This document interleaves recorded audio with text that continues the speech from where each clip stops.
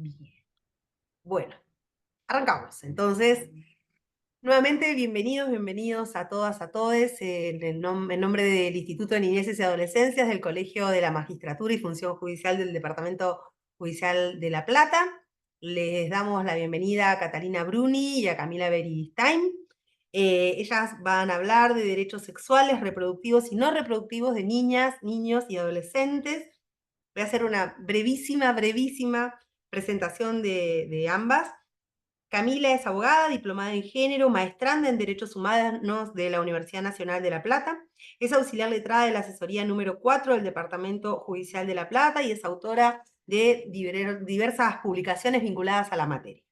Catalina Bruni es abogada, especialista en Derecho de Familia, asesora del Departamento Judicial de La Plata y es miembro del Ministerio Público Tutelar. Y aparte con un amplio recorrido en la instancia y en diferentes órganos del Poder Judicial, como veníamos charlando recién. Bueno, les doy la palabra, les agradezco a ambas por participar de esta actividad que va a quedar grabada y en el sitio, en el canal del Colegio de la Magistratura. Bueno, gracias Clau. Hola a todos. Es un placer compartir este espacio, en especial con dos personas que quiero mucho y valoro mucho, Clau y Cata. Y bueno, quería antes de comenzar esta charla adherir a la lucha por la educación pública, en especial por la situación que están atravesando las universidades y acompañar desde acá a la marcha de las antorchas. Bueno, dicho esto, voy a compartir pantalla, que espero que se vea bien.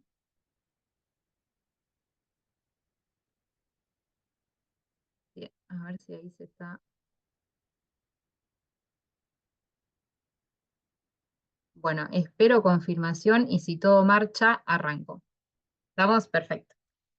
Bueno, la idea de esta jornada es compartir acerca de los derechos sexuales, reproductivos y no reproductivos de niñas, niños y adolescentes. Nos vamos a dividir la charla con Cata. En un primer momento yo voy a abordar el acceso al aborto y luego ella va a abordar identidad de género. Pero lo cierto es que ambos temas tienen un tronco común, que son estos derechos sexuales, reproductivos y no reproductivos. Bueno, ¿de qué hablamos cuando nos referimos a derechos sexuales, reproductivos y no reproductivos? Lo primero que tenemos que tener en cuenta es que estamos hablando de derechos humanos. Y esto parte de considerar a estos derechos como integrantes del derecho humano a la salud, que está en el artículo 12 del Pacto Internacional de Derechos Económicos, Sociales y Culturales. Ahora bien, estos derechos no solo son derechos humanos integrantes del derecho a la salud, sino que también son indivisibles e interdependientes de otros derechos que están en un conjunto de tratados internacionales de derechos humanos, como por ejemplo el derecho a la educación, piénsese en la educación sexual integral, en el matrimonio, en la privacidad, en la planificación familiar, en una vida libre de violencias, a no sufrir torturas, tratos o penas crueles, inhumanos y degradantes, entre otros, como vamos a ir viendo a lo largo de la exposición. Lo cierto es que estos derechos se suelen tratar de manera homogénea, pero tienen distinto contenido y distinta finalidad. La salud sexual ha sido definida por la OMS durante muchos años como un estado de bienestar físico, mental, social en relación a la sexualidad, pero lo cierto es que llanamente implica poder tomar decisiones libres e informadas en relación a la sexualidad y sobre todo con respeto a la orientación sexual e identidad de género, que es lo que va a abordar Cata en el segundo momento del conversatorio. Después tenemos la salud reproductiva, que es la capacidad para tomar decisiones libres e informadas y responsables en relación a la reproducción. Y la salud no reproductiva, que es la contracara, es decir, tomar decisiones libres e informadas para no reproducirnos. Entonces, mientras un ejemplo de la salud reproductiva puede ser el acceso a las técnicas de reproducción humana asistida, un ejemplo de las no reproductivas son el aborto y la anticoncepción. Bueno, y dentro de la salud sexual no reproductiva, la salud, perdón, no reproductiva, lo que vamos a ver es el aborto. ¿Y cuál es la importancia que tiene el aborto a nivel internacional en el sistema de los derechos humanos? Lo cierto es que se empieza a hacer énfasis en estos derechos en la conferencia del Cairo del año 1994 y en la de Beijing del año 1995. Como sabemos, las conferencias internacionales son grandes foros de discusión de los estados donde se debaten temas trascendentales para la comunidad internacional. Y dentro de estas dos conferencias se empieza a pensar en la necesidad de transversalizar la perspectiva de género y específicamente en relación al aborto, se determina que los abortos inseguros son un grave problema de salud pública que afecta especialmente a las mujeres. Con posterioridad se empieza a generar una producción doctrinaria y jurisprudencial súper rica que es inabordable en estos momentos en estos minutos que tenemos, por lo cual voy a ir a lo central. Lo primero que tenemos es que en el año 2016 el Comité de Derechos Económicos, Sociales y Culturales, en la observación general número 22, lo que advierte son grandes obstáculos en el acceso a la salud sexual, reproductiva y no reproductiva. Y específicamente vincula a la igualdad de género y a los derechos de la mujer con el acceso a la salud sexual y reproductiva. Y lo que le dice a los estados es que tienen que eliminar todos aquellos obstáculos y barreras que están en las leyes, en las políticas y en las prácticas. Vamos a ver las prácticas, el término de las prácticas, lo importante que es, porque al día de la fecha contamos con un montón de legislación, pero lo cierto es que lo que más obstructivo termina siendo es la práctica. Y en materia de salud sexual y reproductiva, habla fuertemente en relación al acceso a la educación y en eliminar todo lo que tiene que ver la penalización del aborto y garantizar que las mujeres accedan al aborto en condiciones de seguridad. Es decir, directamente el comité le dice a los estados que garanticen el acceso al aborto, no solo que lo despenalicen. Bueno, y como el tema que nos convoca son las niñeces y adolescencias, lógicamente este abordaje, cuando hablamos de aborto y hablamos de niñeces, lo tenemos que hacer desde una perspectiva interseccional. Y lógicamente lo que acá tenemos que tener en cuenta es que además de estar atravesados por el patriarcado, vamos a también estar atravesados por el adultocentrismo. Entonces, cuando hablamos de acceso al aborto, no solo nos vamos a encontrar con las barreras estereotipadas en todo lo que tiene que ver con los estereotipos de la mujer madre o de toda persona gestante con la capacidad de criar y de cuidar, sino también con el adultocentrismo y digamos, esta visión tutelar o proteccionista de las niñeces y adolescencias que muchas veces termina avasallando sus propias decisiones. El Comité de los Derechos del Niño en la Observación General 15, que es del año 2013, miren ya hace cuántos años, nos da 3 estándares esenciales, que son la autonomía progresiva, la educación y el consentimiento informado. ¿Y qué dice el comité? Que tenemos a la autonomía progresiva como eje central, es decir, este grado de madurez que tienen las niñeces y adolescencias, para el acceso a la información en materia de salud sexual y reproductiva y para brindar su consentimiento informado para el acceso a ciertas prácticas. Fíjense el último párrafo que dice que los estados deben estudiar la posibilidad de permitir que los niños accedan a someterse a determinados tratamientos e intervenciones médicos sin el permiso de un progenitor, cuidador o tutor, como el aborto en condiciones de seguridad. Ya acá el comité en el año 2013 va introduciendo este consentimiento informado que pueden dar las niñeces por sí para acceder al aborto. Y después, lógicamente, se aboca específicamente a los embarazos adolescentes y fíjense que ya habla de que los estados deben procurar que las niñas puedan tomar decisiones autónomas y fundamentadas sobre su salud reproductiva. Después, en la observación general número 20, unos años después, el otro estándar que da el Comité sobre los Derechos del Niño es la despenalización del aborto. Fíjense que ya no solo habla de niñas mujeres, sino que también habla de adolescentes, las niñas con discapacidad y las adolescentes gays, lesbianas, bisexuales, transgéneros e intersexuales. Fíjense cómo ya empieza a jugar la identidad de género también en el acceso a el aborto. Y dice que el comité insta a los estados a que despenalicen el aborto para que las niñas puedan, en condiciones seguras, abortar y ser atendidas tras hacerlo, así como a que revisen su legislación para asegurar que se atienda el interés superior de las adolescentes embarazadas y fíjense, y se escuche y se respete siempre su opinión en las decisiones relacionadas con el aborto.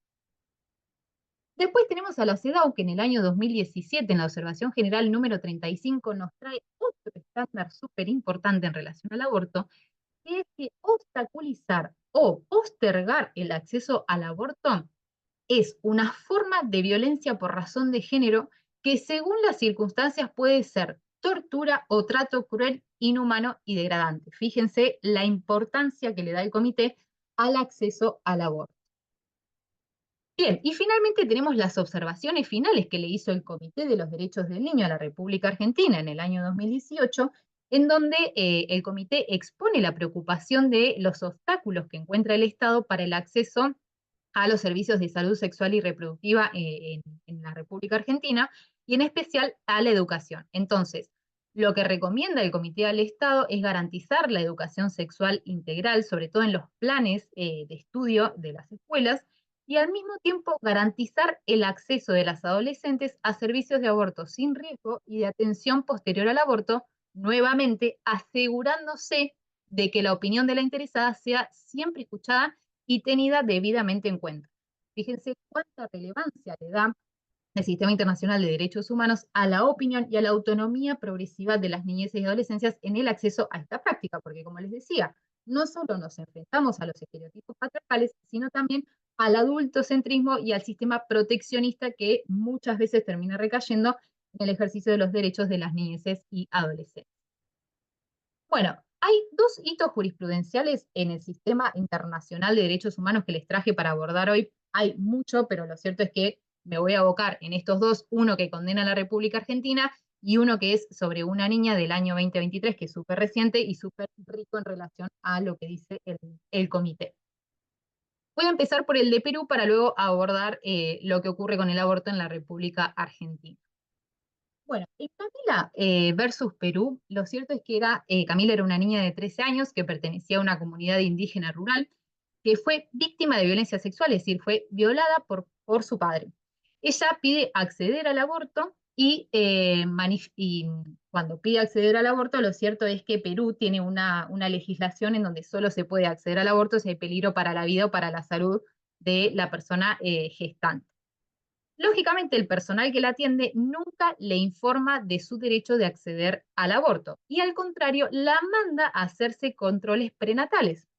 Es decir, fíjense cómo impactó el estereotipo patriarcal de la mujer madre, hablando de una niña, y cómo se decidió sobre ella que ella quería terminar con ese embarazo y lejos de eso se la manda a continuar con controles prenatales. Como la niña no va a estos controles, porque claramente esto era contrario a su opinión y a su deseo, el equipo de salud va a su casa acompañado de la policía para constatar si ella seguía embarazada. Ante esta situación, ella ya directamente solicita el aborto, y lo cierto es que el hospital nunca le contesta. Luego de unas semanas ella tiene un embarazo espontáneo y fíjense lo terrible que la fiscal dejó de perseguir penalmente al progenitor por el delito de violencia sexual para iniciar una investigación penal contra ella por el delito de autoaborto.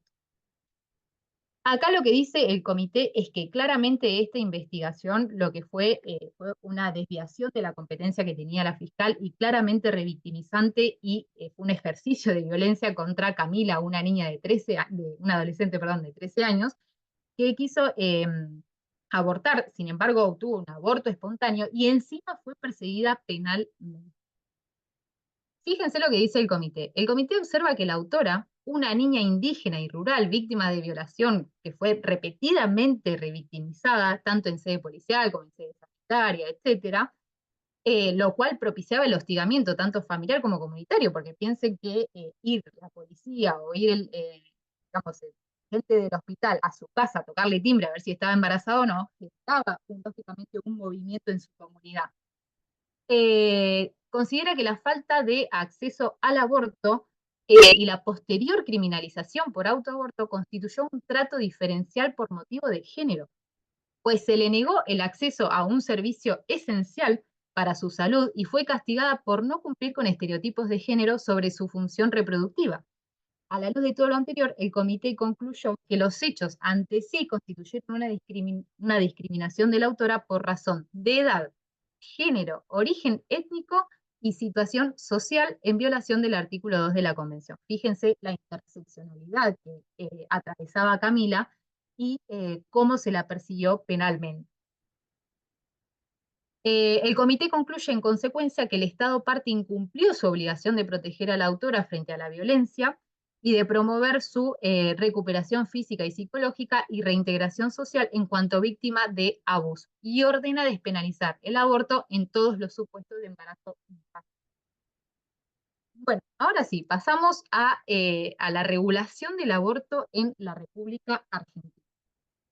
Lo cierto es que tenemos 4 modelos para regular el aborto. Tenemos la criminalización total, cuando el aborto no se permite en ningún caso; el modelo de causales, que permite el acceso al aborto bajo ciertas circunstancias; el modelo de plazos, que en determinados periodos temporales se permite acceder al aborto y que este no sea punible; y el modelo mixto. La República Argentina tiene el modelo de causales vigente desde el año 1921 con el artículo 86 del Código Penal, y el modelo mixto vigente desde el año 2020, con la sanción de la ley 27.610. Este modelo de causales, que estaba vigente desde el año 1921, básicamente permitía el acceso al aborto en 2 circunstancias: cuando haya peligro para la vida o para la salud de la madre. Ahí les resalto en rojo la salud de la madre, porque esta causal fue la que más se usó antes de la vigencia de la ley 27.610 para acceder al aborto. ¿Por qué? Porque se hizo una interpretación amplia de esta causal, entendiendo que no solo era la salud física, sino también psíquica, el impacto psíquico que tienen las mujeres continuar un embarazo que no es deseado. Y la segunda causal, que era el caso de violación, de violencia sexual, que claramente tenía una redacción súper estigmatizante, porque hablaba de mujer idiota o demente, y fíjense que decía que el consentimiento no lo daba la mujer, sino que lo daba su representante. Bueno, el caso, rapidito para ir al grano de lo que nos interesa. En el caso LMR, que es del año 2011, lo cierto es que LMR tenía 19 años de edad, tenía una discapacidad psicosocial y es violada por su tío y queda embarazada. Ella va al hospital de Guernica, pide el acceso al aborto, pero lo cierto es que le piden que previamente haga la denuncia y además la derivan a otro hospital. Primer y segundo obstáculo. Cuando es internada en el Hospital San Martín, ella ya había hecho la denuncia, antes de ejercerle la práctica, mandan su petición al Comité de Ética, tercer obstáculo. Durante esos días, la jueza de garantía que intervenía en esta investigación le manda a hacer una evaluación psiquiátrica, cuarto obstáculo. Y quinto obstáculo, piden su historia clínica. Fíjense todos los obstáculos por los cuales pasó esta joven para poder acceder al aborto. No obstante todos estos requisitos que se le habían pedido, lo cierto es que la jueza resuelve no hacer lugar a la petición de aborto. Fíjense que dice en la persona de la menor, estamos hablando de ya una persona mayor de edad, pero como tenía una discapacidad psicosocial se la sigue considerando como una menor. Y fíjense lo que dice: ordena la concurrencia mensual al juzgado para controlar el embarazo. O sea, ella tenía que ir a fichar básicamente al juzgado de que continuaba embarazada. Una locura. La Cámara confirma y el caso se lleva a la Suprema Corte. La Suprema Corte ahí resuelve que no corresponde prohibir el acceso al aborto y que claramente esto no tiene que ser judicializado, sino que tiene que resolverse en el ámbito sanitario, porque estaba puesto en el Código Penal. Era un caso de no punibilidad. Bueno, claramente hasta que la Suprema Corte resuelve esto, lo cierto es que ella ya se había realizado la práctica claramente en el espacio clandestino. El Comité de Derechos Humanos, no obstante, este caso es llevado al Comité de Derechos Humanos y condena a la Argentina, sobre todo por haber puesto en riesgo la vida y la salud de esta joven, y además por la violación del artículo 7 del Pacto Internacional de Derechos Civiles y Políticos, de no sufrir, que protege a las personas contra el sufrimiento físico y psíquico. Y finalmente tenemos el fallo FAL. El fallo FAL, que fue un fallo trascendental en la República Argentina, porque a pesar de que el caso se habría vuelto abstracto, la Corte decide expedirse en relación al aborto, porque si bien desde 1921 estaba el aborto con estas causales, fíjense todos los errores de interpretación que había, que la Corte dijo, es el momento, se tomó su tiempo igual, para expedirse en relación a estas causales. Rapidito, el Tribunal Superior de Chubut había resolvido favorablemente, fíjense, nuevamente interviniendo la justicia cuando no tenía que intervenir, autorizando a una niña de 15 años a que lleve a cabo el acceso al aborto porque había sido violada por su progenitor afín. Luego de practicado el aborto, fíjense, el asesor en carácter de tutor, el asesor general en carácter de tutor ad litem y asesor de familia incapaces, el aborto ya estaba realizado, pero el señor presenta un recurso lo que ocurre es que, a pesar de que este caso ya se había vuelto abstracto, porque se había realizado el aborto, la Corte aprovecha para expedir. ¿Y qué aclara la Corte? Primero dice que el aborto no es punible cuando exista peligro para la vida o para la salud y que en los casos de violación incluyen a las mujeres con y sin discapacidad psicosocial. Al mismo tiempo dice que no se requiere ni autorización judicial ni denuncia, tampoco y que esto solo debe canalizarse en los espacios sanitarios. Manda a implementar y hacer operativos los protocolos hospitalarios y abstenerse de judicializar. Acuérdense de todos estos estándares, porque todo esto que dijo la Corte en el año 2012 aún sigue sin aplicarse en la práctica. Manda también a informar sobre todo a los sectores vulnerables en relación al acceso al aborto, manda a capacitar no solo a las autoridades sanitarias, sino también a las policiales, que son las que inician las persecuciones penales cuando no corresponden, a las educativas y de cualquier otra índole. Y fíjense qué importante, la Corte se anima a decir que estos casos comprometen la responsabilidad internacional del Estado. Fíjense cómo les dice a todas las personas y a todos los órganos que intervienen que esto compromete la responsabilidad del Estado en atención a las obligaciones que asumió en el ámbito de los derechos humanos. Bueno, y acá rápidamente una línea de tiempo para que vean que la ley de aborto que nos rige actualmente no salió de la galera, sino que hubo un recorrido muy grande y una militancia, una lucha muy, muy profunda. Estos son los hitos más importantes en el año 1986, con los encuentros nacionales de mujeres, la creación de la Comisión por el Derecho al Aborto, la reforma constitucional, que fue súper importante para introducir todo esto que vimos en la primera parte, que no solo es el tratado, sino también es en las condiciones de su vigencia, o sea, su doctrina y su jurisprudencia, que se va actualizando en relación a las problemáticas actuales. La conferencia de Cairo y de Beijing, las campañas por el derecho al aborto legal, seguro y gratuito, el caso Artavia Murillo, que fue súper importante para comprender la protección gradual e incremental de la vida, el caso de Belén y el movimiento Ni Una Menos en el año 2000. Bueno, y ahora sí, llegamos a la antesala de lo que fue la ley 27.610, que en el año 2018 el gobierno en ese momento habilitó el debate en el Congreso del aborto. Ese año no se llegó a dar la ley, pero sí en el año 2020 tuvimos la sanción de la ley 27.610. Y para, si se quiere, neutralizar una bandera, digamos, que utiliza mucho el sector conservador, de que ahora todas las mujeres y todas las personas con capacidad de gestar iban a ir a abortar, lo cierto es que al mismo tiempo se sanciona la ley 27.611, que es lo que se conoce como el Plan 1000 días, y va a acompañar a aquellas mujeres que sí decidan llevar adelante un embarazo. Entonces, por un lado, acompañar a quienes no quieran y por otro lado, acompañar a quienes sí quieran. Y esta ley trae dos modificaciones sustanciales. La primera es la interrupción voluntaria del embarazo y la interrupción legal del embarazo. La interrupción voluntaria del embarazo aplica el sistema de plazos, es decir, hasta la semana 14 inclusive las mujeres pueden acceder al aborto. Y luego de esas semanas solo van a poder bajo el sistema de causales, es decir, cuando haya peligro para la vida o la salud de la mujer, o cuando haya sido producto de una violencia sexual, es decir, de una violación. Pero eso no es todo. La ley, además de despenalizar el aborto, lo que hace es legalizarlo. Es decir, le dice al Estado que no lo va a poder perseguir penalmente al aborto, y al mismo tiempo, al legalizarlo, le está diciendo al Estado que es su deber garantizar el acceso. Es decir, lo regula como una política pública en materia de salud, y lo que hace es tener que garantizar el acceso a todas las personas que lo quieran llevar a cabo.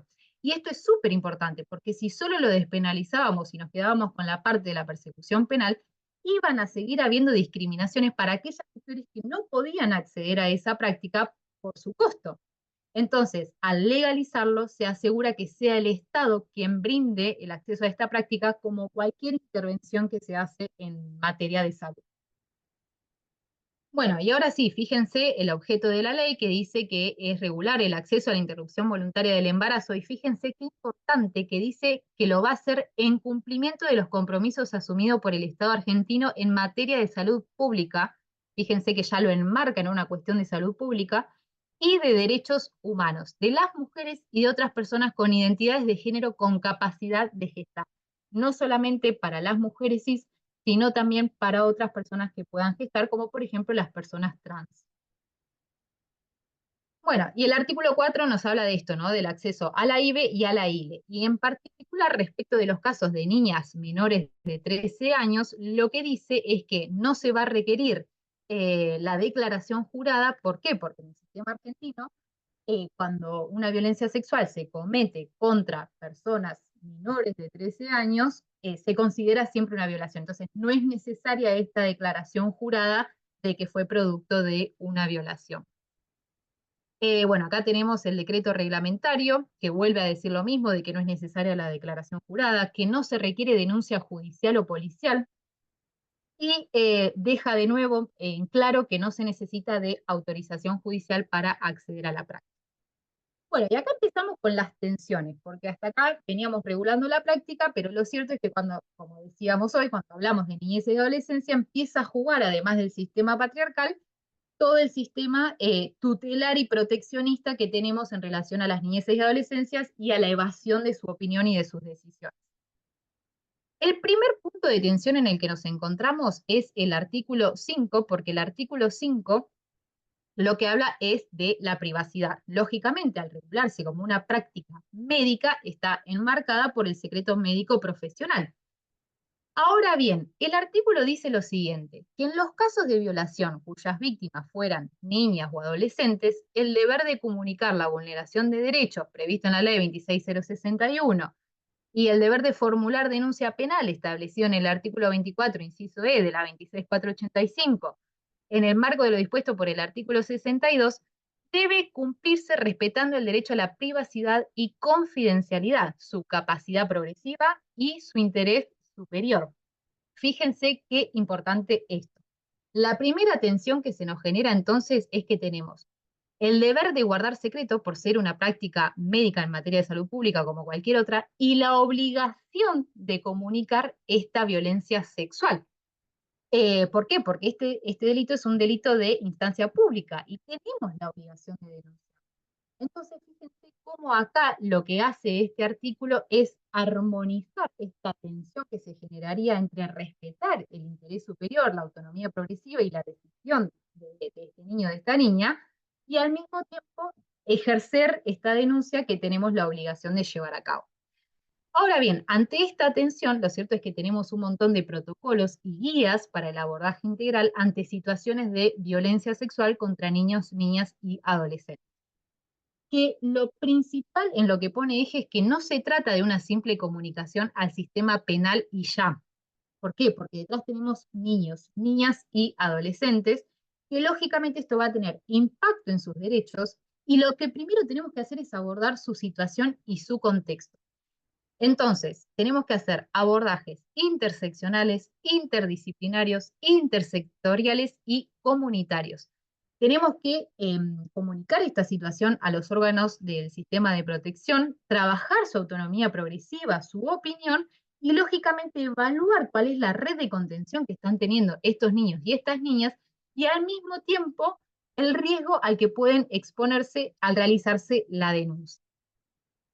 Fíjense que acá el protocolo nos dice, esto significa que el personal de salud debe primeramente privilegiar la contención, asegurar su integridad personal y resguardar su subjetividad, para luego, en el marco de una acción articulada con el sistema de protección, intentar la prosecución punitiva del delito, siempre respetando primero su opinión. Bueno, y acá empieza el principal foco de conflicto en relación al acceso al aborto, que tiene que ver con el consentimiento informado. Bueno, el artículo 7 es clarísimo y nos dice que siempre el consentimiento informado lo va a dar la persona gestante. Ahora bien, cuando hablamos de niñeces y adolescencias, lo cierto es que acá el artículo nos tira un montón de normativas que parece que nos está dejando como la decisión a nuestro libre albedrío, Pero ahora lo vamos a ir desmenuzando para ver cómo se tiene que interpretar esto. Entonces nos dice que en el caso de personas menores de edad tenemos que tener en cuenta la Convención sobre los Derechos del Niño, la 26061, la Resolución 65 del año 2015 del Ministerio de Salud y el artículo 26 del Código Civil y Comercial. La primera premisa que nos tira es que, de conformidad con el artículo 26, las personas mayores de edad adquieren esta mayoría anticipada en cuestiones de salud, entonces tienen plena capacidad por sí para decidir el acceso al aborto. O sea, el consentimiento siempre lo van a prestar las personas de 16 años en adelante, solas. En los casos de personas menores de 16 años, acá nos vuelve a tirar todo este marco normativo sin darnos una respuesta determinada. Y eso es lógico, producto de este sistema flexible que trae el Código Civil y Comercial en materia de autonomía progresiva. Bueno, vamos a empezar a desmenuzarlo. El artículo 7, entonces, siempre nos dice que el consentimiento informado lo presta la persona gestante. Entonces, la primera premisa es que quien presta el consentimiento es la niña, niño o adolescente. Y los progenitores o los representantes o las personas adultas la van a asistir. Ahora vamos a ver qué se entiende por progenitores.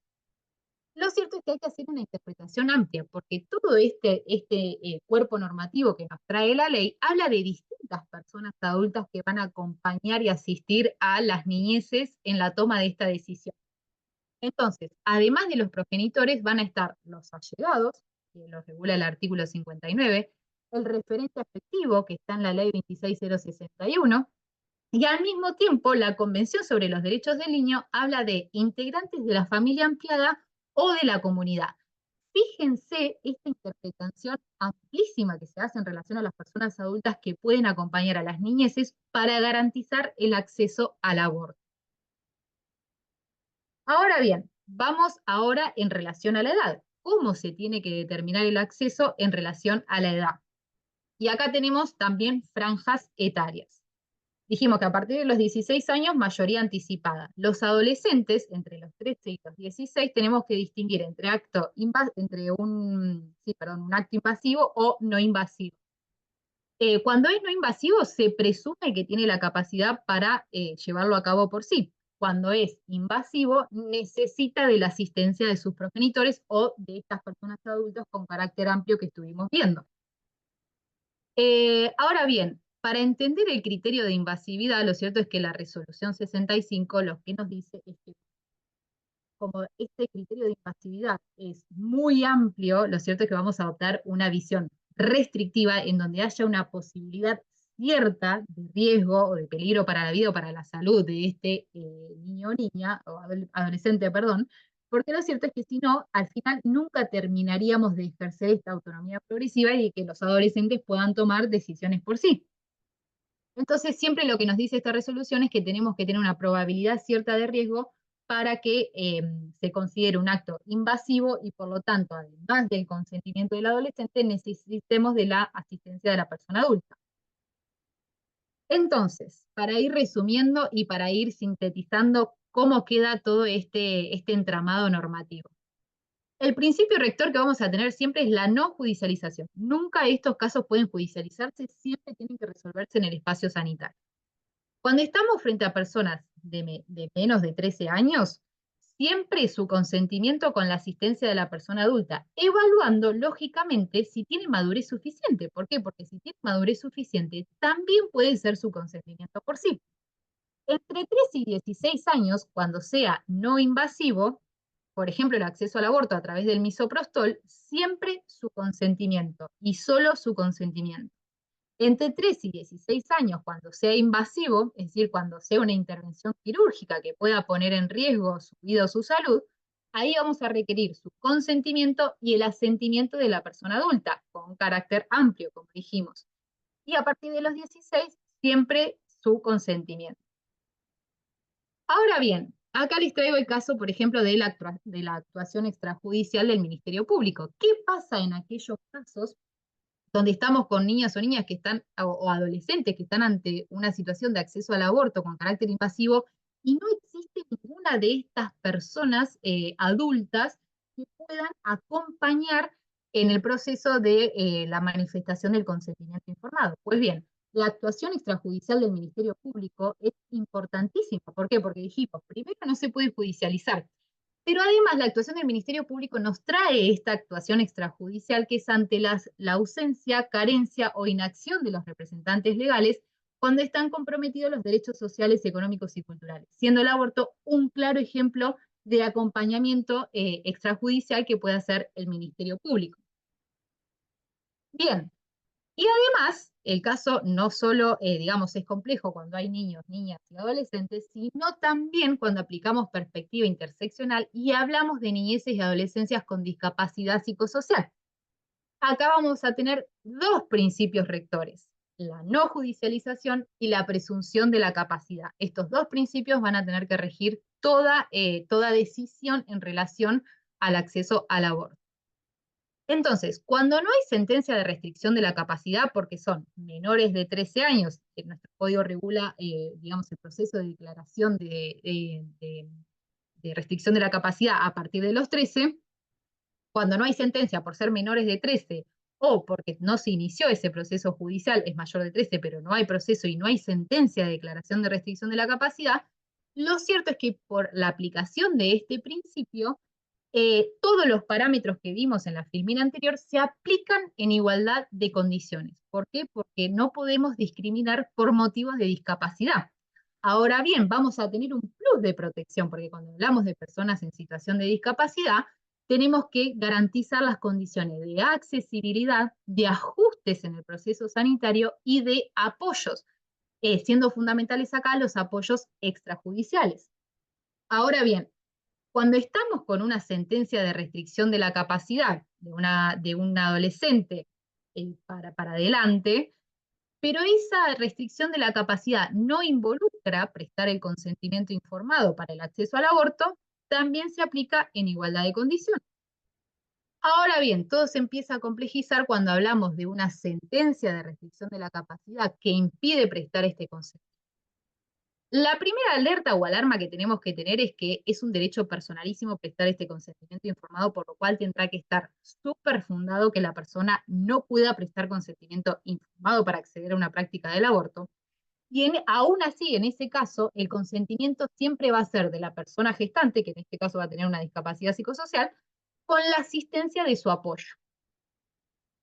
Y tenemos el otro caso, que es el caso más grave y excepcionalísimo, que son los casos en los cuales no puede expresar su voluntad por cualquier medio, forma o formato, o hay una sentencia de incapacidad, que sabemos que nuestro código es el caso súper, súper, súper extremísimo.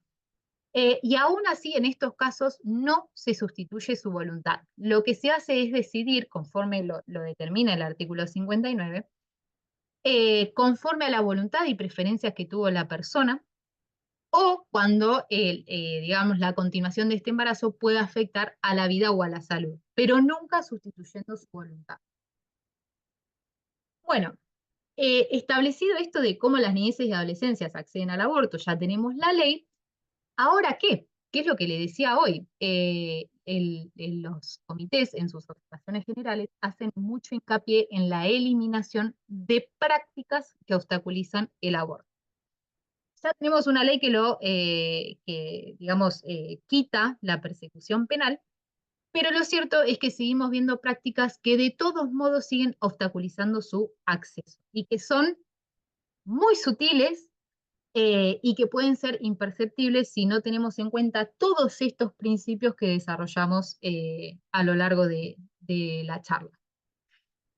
El primer caso que traigo acá es de enero de este año, súper nuevito, y es un caso se da en el marco de un abrigo en el juzgado de familia número 2 de Lomas de Zamora. Lo cierto es que a la jueza le llega un abrigo en donde hay una niña de 12 años que tiene a sus progenitores fallecidos y ella se encontraba al cuidado de un tío. Este tío ejerce violencia sexual contra ella y queda embarazada. Tiene un embarazo de 30 semanas. Claramente ella antes no lo había manifestado porque estaba amenazada por este tío. Esta niña va a sus controles ginecológicos y claramente la médica observa que estaba embarazada. Allí se comunica con el sistema de protección y se adopta esta medida de abrigo. ¿Qué ocurre? Cuando interviene la asesoría, es decir, el Ministerio Público, en lugar de dictaminar por la legalidad o no legalidad del abrigo, lo que hace es interponer una medida cautelar de no innovar para que esta niña, perdón, no acceda al aborto. Lo que pide es suspender la aplicación de la ILE para ver si la interrupción del embarazo o de que el niño nazca con vida podría afectar a la salud de esta niña. Claramente, esto es una práctica que obstaculiza el acceso al aborto por dos cuestiones. La primera está cuestionando la decisión de la niña. La segunda está judicializando algo y está trayendo a decisión una cuestión que nunca pudo haber sido cuestionada por esta asesora. Porque lo cierto es que esta decisión tuvo que haberse realizado en el ámbito sanitario. Por otra parte, teníamos a la abogada de esta niña que claramente pedía la inmediata aplicación de la ley. Lo que ocurre es que el sistema sanitario no lleva a cabo el aborto porque claramente se entera de que esta asesora había planteado una medida cautelar y tenía miedo de que se llevaba a cabo el aborto, luego le cayera alguna sanción por haber llevado a cabo la práctica, cuando lo cierto es que toda la norma garantizaba el acceso a el aborto de esta niña. Lo cierto es que la jueza de primera instancia claramente no resuelve hacer lugar a la decisión de la niña, sino que manda inmediatamente a aplicar la ley y su protocolo, diciendo yo acá no tengo nada que decidir. La decisión es de la niña y quien lo tiene que llevar a cabo es el ámbito sanitario. Yo no tengo nada que autorizar. Y fíjense lo que dice, la práctica de la ILE queda reservada al ámbito sanitario. Es una responsabilidad del equipo de salud y se realiza por solicitud de quienes son niños, niñas o adolescentes. Los médicos en ningún caso deben requerir autorización judicial. No obstante eso, la asesora apela a esta decisión porque quería proteger a la vida por nacer. Año 2024. ¿Qué dice la Cámara? Advierte la situación de extremísima vulnerabilidad en la que se encontraba esta niña, porque primero, no tenía personas que ejercieran su cuidado, estaba en el marco de una medida de abrigo. Otro de los factores era su género, su salud y su condición de víctima de violencia. Entonces dice que en el caso de Autos no se encontraba controvertido que esta niña de 12 años tenía un embarazo producto de una violación y que su deseo era interrumpirlo, y por lo cual era uno de los supuestos de embarazos no punibles, de abortos no punibles, perdón. Entonces lo que resuelve es confirmar la sentencia de primera instancia. Bueno, y acá voy con el último supuesto, otro de los obstáculos que aún una vez ley sigue estando, que son los mal llamados niños ILE. Hemos advertido dos casos de la provincia de Córdoba, uno del año 2022 y otro del año 2023, que de lo que habla es de aquellos niños que nacen producto de una interrupción legal del embarazo. Bueno, esto es súper peligroso. ¿Por qué? Primero declaran la situación de adoptabilidad de estas dos niñas, en estos casos nacieron dos niñas, a través de una interpretación extensiva de la ley 27.610 y crea esta categoría jurídica de niñas y niños nacidos a consecuencia de una ILE. Lo peligroso de esto es que crea una categoría jurídica que claramente no existe y claramente lo que hace es estandarizar esta categoría poniendo en peligro la interrupción legal del embarazo.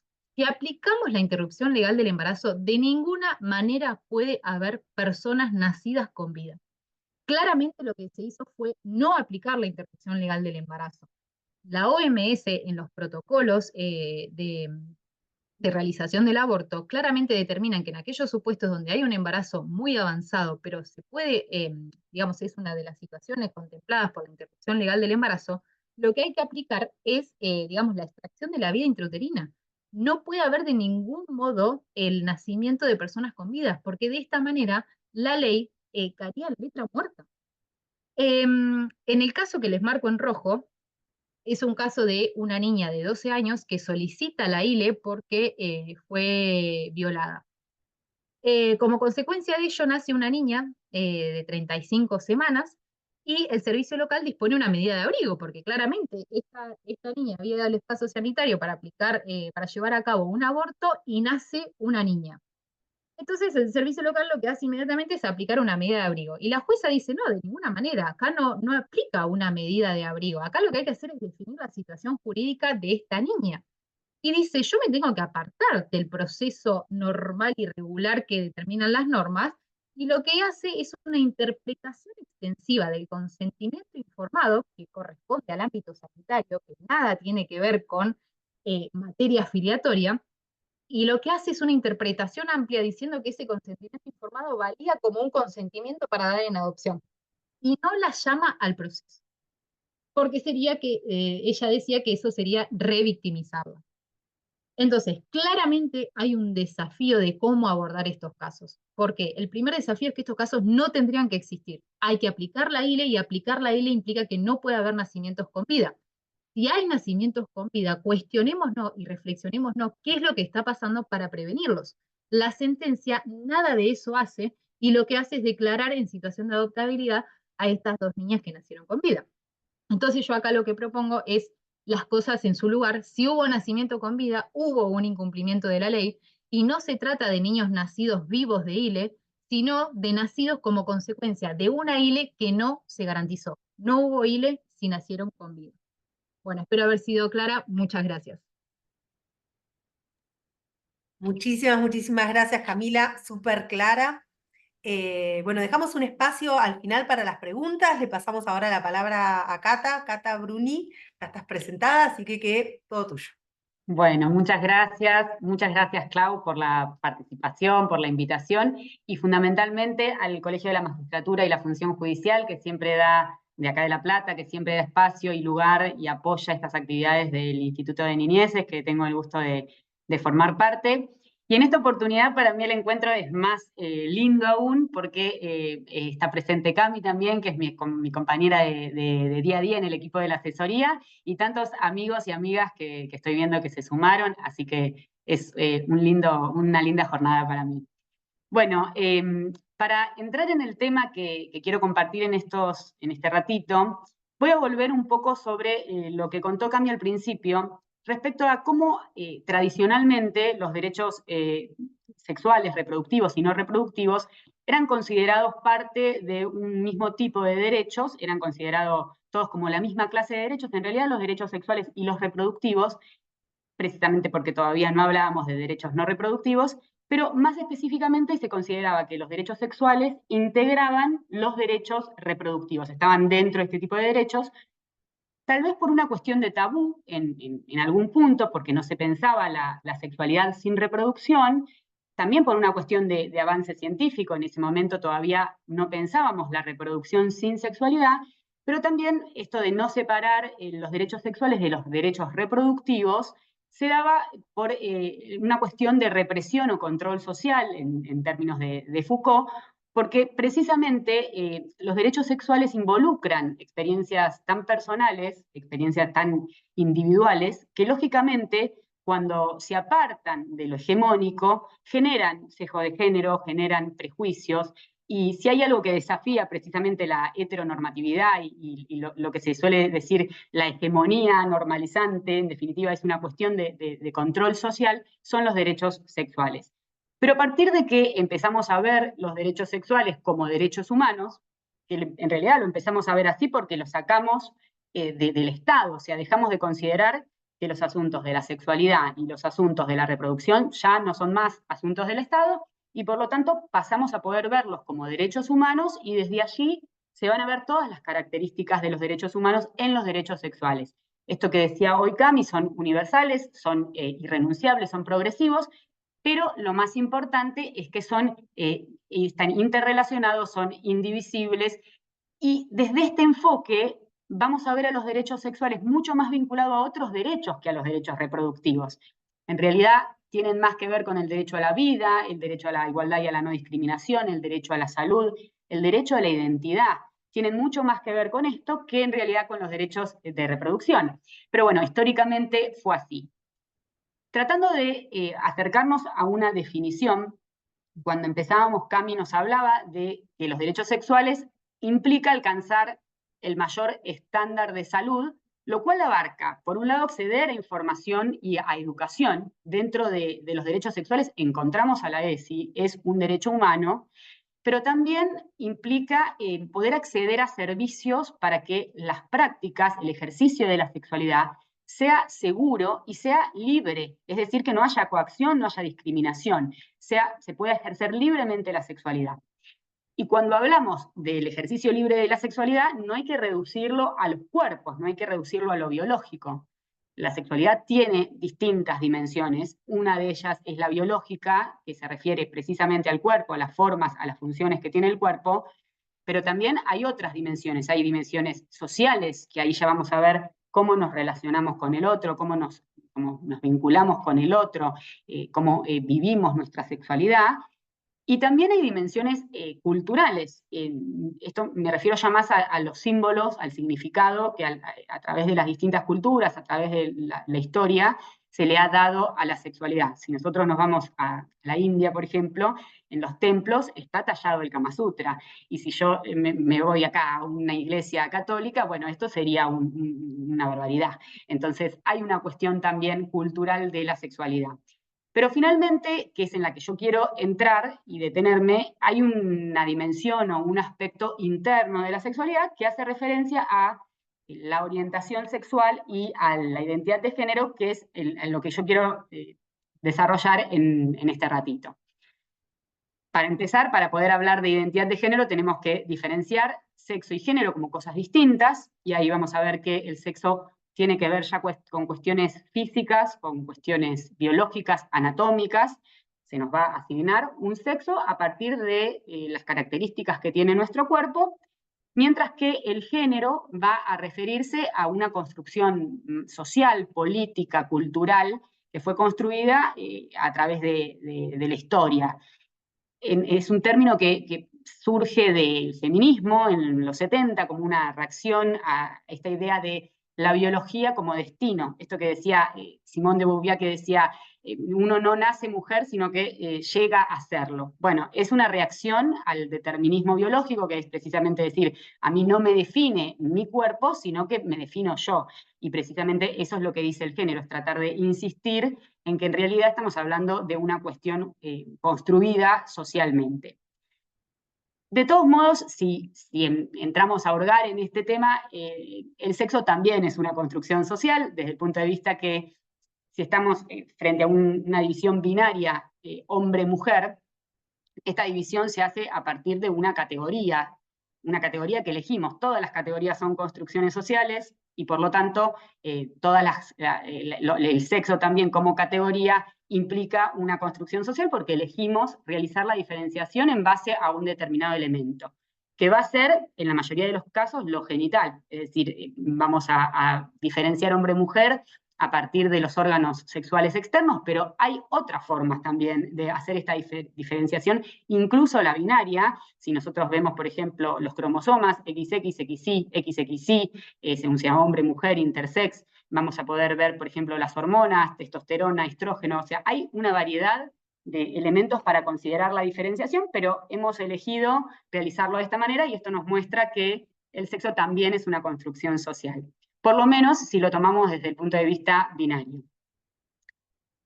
Yendo un poco a lo que ha dicho el derecho internacional de los derechos humanos sobre estas diferenciaciones y estas cuestiones, tenemos que pasar necesariamente por los denominados principios de Yogyakarta, que es un documento que no surge en ningún sistema de derechos humanos, en realidad no surge ni en el sistema universal, ni en el sistema europeo, ni en el interamericano, ni en el africano, sino que si bien se presentó en la ONU, es un documento que surge a partir de una reunión de distintos expertos en Derecho Internacional de los Derechos Humanos que, preocupados por las diversas violaciones de derechos humanos a personas gays, lesbianas, trans, bisexuales, intersex, hicieron este documento en donde reunieron diversa legislación internacional en materia de identidad de género y orientación sexual para tratar de explicar cómo debe aplicarse, interpretar,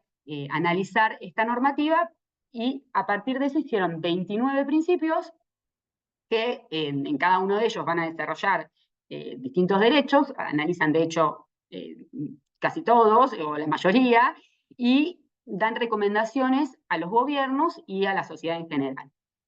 Estamos frente a un instrumento que no es vinculante, pero sí se basa en legislación que es vinculante. De allí que es importante traerlos y es importante para los estados cumplirlos, porque en definitiva hace el cumplimiento de la legislación que está atrás de estos principios y que se tuvo en cuenta. Bueno, para los principios de Yogyakarta tenemos ahí una definición de lo que es la identidad de género, que la define como una vivencia interna, una vivencia personal del género, exista o no exista, por ejemplo, modificación del cuerpo, que va a tener que ver con el cuerpo, pero también con otras expresiones de género, y que puede coincidir o no con el sexo asignado al nacer. Esta es la definición que dan los principios y que después va a replicar la Corte Interamericana en la opinión consultiva 24. Este es otro instrumento que tenemos en cuenta, es bastante posterior, es del año 2017, los principios son del año 2007.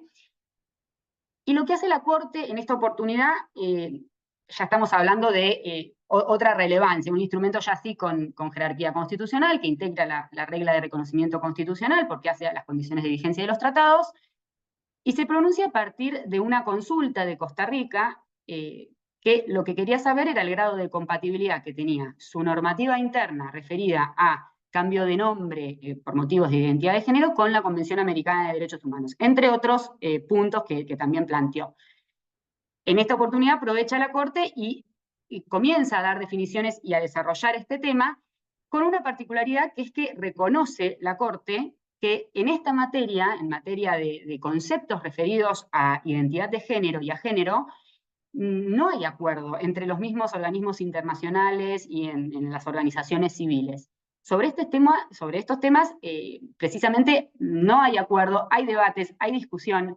De hecho, las propias definiciones que va a brindar la Corte, porque en definitiva lo que va a hacer la Corte es enumerar una serie de definiciones a título ilustrativo, y va a aclarar la Corte, bueno, no significa que ninguna de estas conceptualizaciones, de estos significados, son los que adopta la Corte, pero las expone. Y de hecho, estas definiciones que elige la Corte plantear en la opinión consultiva 24 fueron muy criticadas. Yo he visto opiniones que han dicho que son definiciones profundamente misógenas, y existen opiniones que dicen que son definiciones profundamente transfóbicas. Entonces, no hay una total unanimidad en cuanto a la postura de si estas definiciones son acertadas, son las que deben regir para todos, pero bueno, son las que propone la Corte, por más de que diga, no significa que esto es lo que yo defino en tal o cual cosa.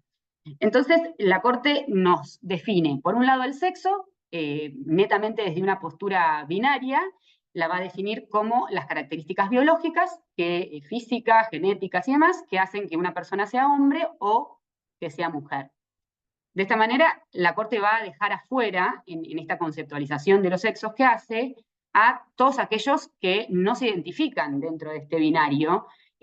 Va a dejar afuera a personas trans, a personas intersex, y tampoco las va a recibir cuando define lo que es el género, porque cuando define el género dice, bueno, es el significado social que se le da a ser hombre o ser mujer. Entonces sigue sosteniendo, cuando define género, sigue sosteniendo la postura binaria. Recién va a salir un poco de esta concepción binaria la Corte cuando define la identidad de género, pero porque se va a ir y va a replicar la definición que dan los principios de Yogyakarta, y va a reconocer expresamente la Corte que existen distintas identidades en cuanto a las identidades de género, existen distintas formas que puede adoptar la identidad de género de cada persona. Entonces va a haber tantos géneros como identidades de géneros, y tantas identidades de género como personas haya, porque si puede adoptar diversas formas, entonces las posibilidades son infinitas. En este caso, la Corte va a lograr salir un poco de esta concepción binaria y va a ser más amplia. Lo que nos importa de esta opinión consultiva 24, en definitiva, es la condición jurídica o el carácter que le da a la identidad de género como derecho, y en este sentido nos habla de que se trata de un elemento constitutivo de la identidad, del derecho a la identidad, y que va a estar ligado a otros derechos, como es la libertad, la vida, la autodeterminación, la vida privada y, por supuesto, la prohibición de injerencias arbitrarias en la identidad de género. Y lo que es aún más importante es que nos dice la Corte que la identidad de género es un criterio o una categoría protegida contra la discriminación. Y esto lo va a haber dicho ya antes la Corte, lo dijo en el caso Atala Rifo, varios años antes, en el 2002, en donde la Corte vuelve ahí a poner el foco en este asunto, diciendo que todo trato diferencial que se realice con base a la orientación sexual, en realidad técnicamente habla de orientación sexual, y otros, y la identidad de género, se trata de una categoría sospechosa, incompatible con la Convención Americana, y que por lo tanto se invierte en estos casos la prueba, y debe probarse que no se trata de un trato diferenciado irrazonable ni discriminatorio. Por lo tanto, lo importante en estos casos es ver que la identidad de género se trata de una categoría sospechosa, una categoría protegida contra la discriminación. La Corte de nuestro país también señaló esta cuestión, señaló que la identidad de género ha sido un derecho vulnerado ante la minoría de personas trans, en el caso, en el fallo Alit, que es un fallo que en realidad tiene que ver más con reconocer la personería de esta asociación de lucha por las identidades travestis y transexuales, pero aprovecha en esa oportunidad la Corte de nuestro país para plantear que han sido víctimas las personas trans de diversas vulneraciones de derechos, en particular de su derecho a la igualdad y el derecho a la no discriminación, aparte de haber sido víctimas de homicidios, malos tratos, violaciones, abusos, han sufrido discriminación y han quedado excluidos de posibilidades laborales, quedando constantemente en estado de marginación y con pésimo estado y calidad de vida. Bueno, volviendo un poco a las definiciones que daba la Corte Interamericana en la opinión consultiva 24, para terminar, vemos que define a las personas trans como aquellas que su identidad de género no coincide con el sexo asignado al nacer. Esto independientemente de que haya habido o no algún tratamiento médico o una intervención quirúrgica. Cuando hablamos de personas trans, entonces tenemos dentro múltiples identidades, múltiples personas, podemos hablar de todos aquellos que su identidad no se reduce a el binario. Así lo describe Mauro Cabral, que es un activista de derechos por las personas trans e intersex, que incluso ha sido uno de los signatarios de los principios de Yogyakarta. Y en definitiva vamos a tener dentro de lo que concebimos como personas trans a hombres, mujeres trans, personas no binarias, queer y demás situaciones. Mientras que las personas cisgénero vendrían a ser aquellas que sí su identidad de género coincide con el sexo asignado al nacer. Para meterme definitivamente en el tema, porque ya me estoy yendo un montón, vamos a ver qué pasa con las infancias, que en definitiva es lo que nos convoca. Y para eso traje para compartirles unos datos de una encuesta que hizo el INDEC en nuestro país en 2012, que dice 8 de cada 10 personas dicen que han podido experimentar y expresar su identidad de género antes de los 17 años. De toda esta población, la mayoría indicó que lo pudo exteriorizar, experimentar entre los 13 y los 17 años. Luego, en porcentaje sigue quienes lo han podido experimentar con menos de 13 años y la minoría lo ha hecho con más de 17 años. ¿Qué nos están diciendo estos datos? Que la identidad de género se expresa en la adolescencia e incluso antes, y por lo tanto las personas trans se exteriorizan y se muestran socialmente con su identidad en la adolescencia y en la infancia. Y esto es importante saberlo, por un lado, para destacar la importancia que tiene reconocer este tipo de derechos, los derechos sexuales, también para darnos cuenta que es importante reconocer el acceso a la identidad en todas las edades, pero más aún en la infancia y en la adolescencia, pero también por una cuestión social que es importante poder acompañar a estas infancias y estas adolescencias, porque esto se puede vivir con ansiedad, con depresión, y vemos que los índices de suicidio en este tema son muy altos en las infancias y en las adolescencias, o también se puede atravesar una transición social acompañado por la familia, por los que los rodean, y de esta manera poder experimentar estos cambios acordes a la identidad de género que cada uno tiene, acompañado de su familia y las personas que los rodean, y vivirlo de otra manera, más teniendo que ver con la salud sexual de la que hablábamos al principio, la salud integral, que con una cuestión de represión que hablábamos de hace tantos años. ¿Qué dice el derecho internacional sobre las infancias y las cuestiones de identidad de género? Por un lado, el Comité de Derechos del Niño, en la opinión consultiva 14, ha planteado que dentro de lo que es los elementos que configuran la identidad del niño encontramos al sexo y a la identidad de género. También lo han dicho los principios de Yogyakarta, que hay que facilitar y favorecer la libre expresión y la consideración de la opinión de las infancias en todos estos asuntos vinculados a la identidad de género, y también que la identidad de género hace a la personalidad, en definitiva, de ese niño, esa niña, niñe o adolescente. Pero en realidad esto, si vamos a lo específico, porque si vamos a lo general, como decía yo al principio, los derechos humanos son interdependientes, y en la Convención de Derechos del Niño tenemos protegidos todos los derechos: salud, tenemos la vida, a la autodeterminación, a la identidad, y por lo tanto está vinculado todo esto también con la protección que tiene que tener la identidad de género. Lo que es más, una infancia trans, si nosotros hablamos de un niño trans o una niña trans, vamos a ver que va a estar alcanzada por, o va a estar atravesando dos situaciones de vulnerabilidad, referido por un lado a su edad, por su grado de desarrollo, y por otra parte por su género, que también, como veíamos recién, es una categoría protegida contra la discriminación. Y por lo tanto, les alcanza todo el corpus juris de ambas cuestiones, y por lo tanto es necesario también su abordaje interseccional, con un enfoque de derechos humanos, con un enfoque de infancia, con un enfoque de género. ¿Qué dice nuestra legislación? Para ir avanzando y terminando, porque me van a matar.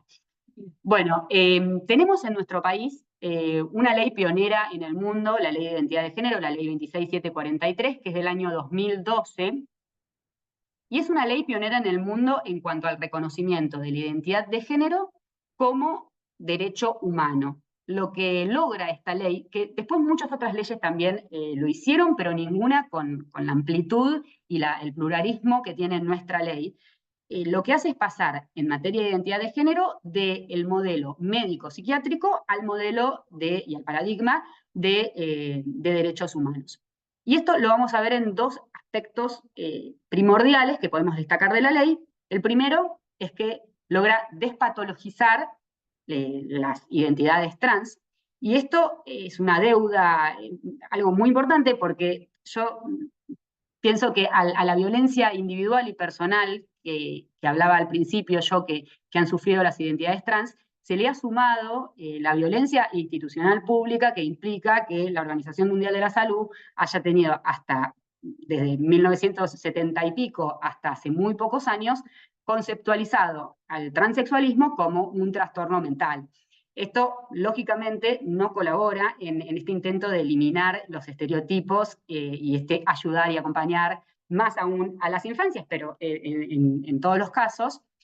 Bueno, esto se mantuvo, la Organización Mundial de la Salud consideró tanto la homosexualidad como el transexualismo un trastorno mental, en el caso de la homosexualidad hasta la década del 90, hasta 1990, y en el caso de las personas trans hasta el año 2018, que en realidad en 2018 se plantea el proyecto y pasa a los papeles, digamos, en el 2022. O sea, esto fue ayer.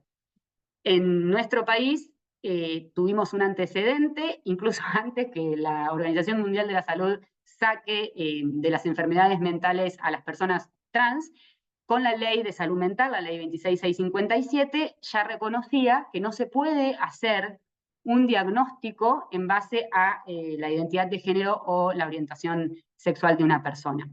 Entonces, el primer hito, o la primera característica saliente de esta ley es que despatologiza las identidades trans. Y por otra parte, esta ley que nos ha merecido reconocimiento internacional, de hecho, otra cuestión que hace es desjudicializar todas las cuestiones vinculadas a los planteos referidos a la identidad de género, porque se va a anclar en la autodeterminación. Es decir, lo único que va a exigir como requisito para proceder es la voluntad de la persona y su consentimiento informado en su caso, y no sumarle otros requisitos como sí lo hacen otras legislaciones, que por ejemplo solicitan pruebas. Estas pruebas van a tener que ver, por ejemplo, con los años que la persona se sintió así, como si hubiese una cantidad de años en las que uno, bueno, soy más mujer porque me sentí mujer por determinada cantidad de años, o, por ejemplo, exigen intervenciones quirúrgicas, totales o parciales, requieren que esto se haya practicado antes de efectuar, por ejemplo, los cambios registrales. Incluso están las legislaciones que plantean que la persona no puede estar divorciada ni haber tenido hijos, porque se llega a decir que se afectan derechos de terceros. En el hecho de cambiar la propia partida de nacimiento implica cambiar la partida de matrimonio de un tercero o la partida de nacimiento de mi hijo, como si eso pudiese afectar algún derecho de tercero. Bueno, planteos no faltan. Es importante que destaquemos en cuanto a aquellas legislaciones que exigen la intervención quirúrgica, que esto es una vulneración muy grave de derechos humanos.